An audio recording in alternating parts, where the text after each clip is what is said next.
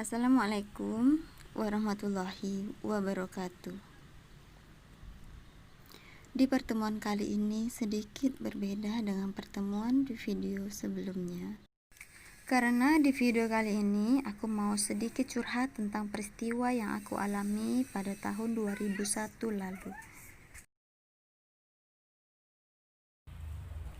Dimana saat itu aku merasa sangat terhempas dan seakan aku terdampar di hutan yang entah bagian mana.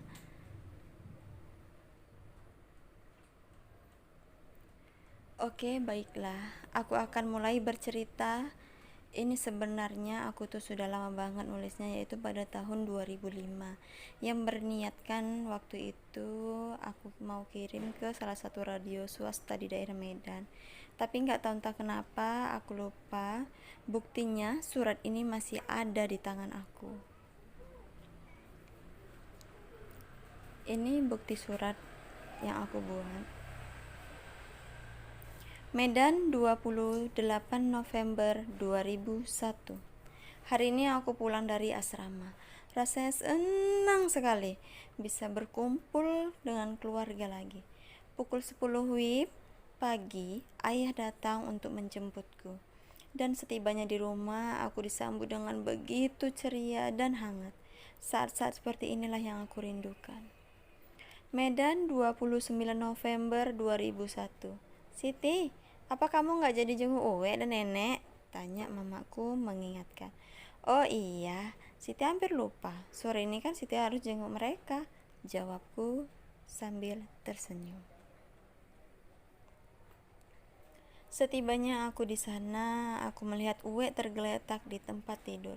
Dia menderita sebuah penyakit yang aku gak tahu entah apa itu. Walau ia bisa berjalan, tetapi tidak seperti dulu lagi. Hatiku sangat terpukul. Aku menyesal membiarkan Uwe jauh dariku, padahal Uwe sangat sayang padaku. Dan aku melakukan semua ini juga demi Uwe, karena Uwe ingin aku mencapai cita-citaku, walau aku pergi jauh darinya, belajar di pondok.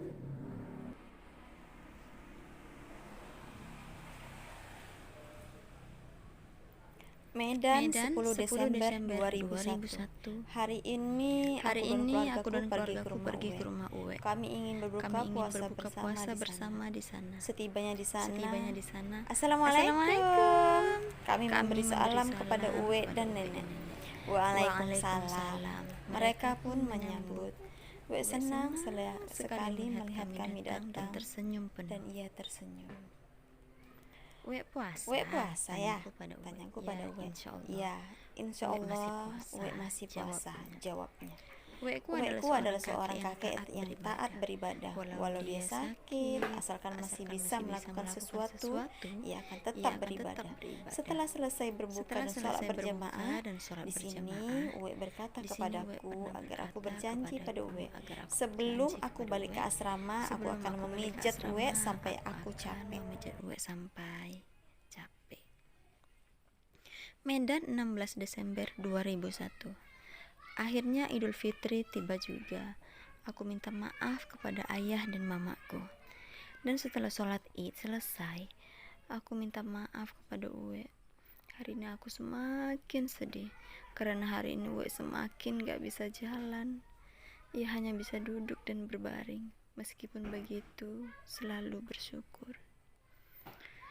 Medan, 26 Desember 2001. Malam ini aku dan keluargaku ke rumah Uwe dan nenek lagi. Seperti yang sudah aku katakan pada hari lalu, kalau aku akan menepati janjiku pada Uwe untuk memijat Uwe sampai Uwe tertidur. Sejenak aku menghentikan pijatanku. Uwe pun terbangun. Aku hanya diam dan menunduk, melihat keadaan Uwe waktu itu.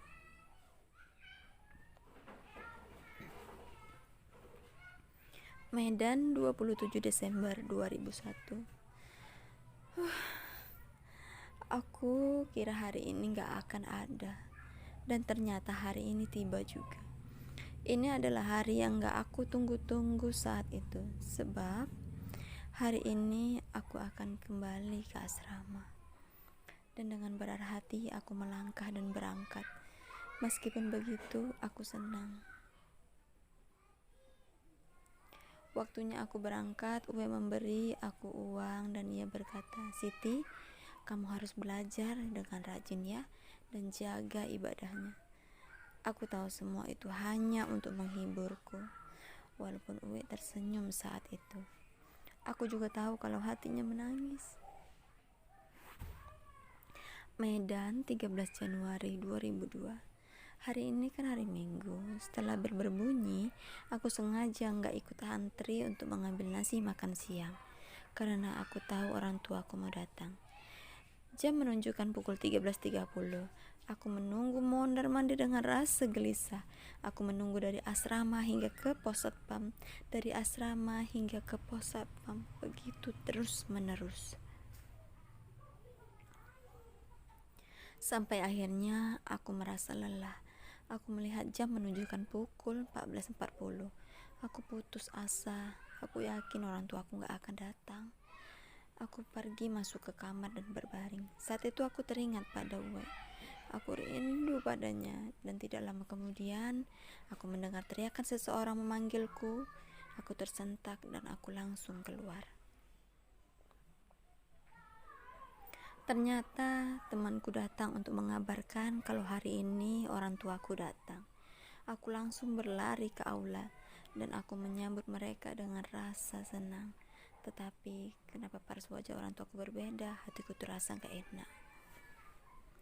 Aku gak tahu apa yang akan terjadi dan apa yang akan mereka katakan kepadaku. Di dalam aula yang sunyi, tanpa ada suara manusia lain selain aku dan keluargaku. Yang ada hanyalah kicauan burung yang bernyanyi, yang seakan berbisik dan menyampaikan sebuah lagu yang sedih buat aku.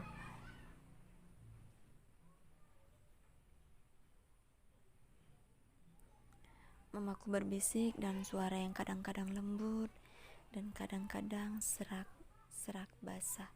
"Nak, Uwe titip salam untuk kamu." Dan Uwe juga bilang mohon maaf lahir batin atas semua kebaikan dan kesalahannya.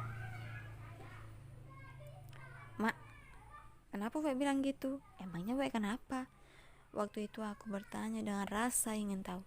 "Siti, bukannya mama enggak sama ayah tuh enggak mau menghubungi kamu dan menjemput kamu ketika Uwe pergi jauh dari kita semua?"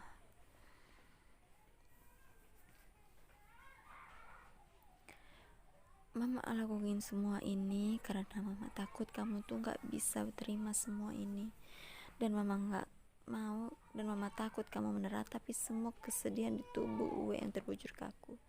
Telah mendengar suara itu, hatiku pilu dan akhirku ingin menjadi sekuatnya untuk melampiaskan sedihku. Aku meneteskan air mata tanpa mengatakan sepatah kata pun dari bibirku. Dunia seakan berhenti berputar. Petir menyambar di siang bolong. Tapi semua telah berlalu. Allah tidak akan menguji seseorang melewati batas kemampuannya. Aku yakin Uwe sudah tenang di sisinya, yang maha pengasih, yang maha penyayang. Al-Fatihah untuk Uweku, Sulaiman.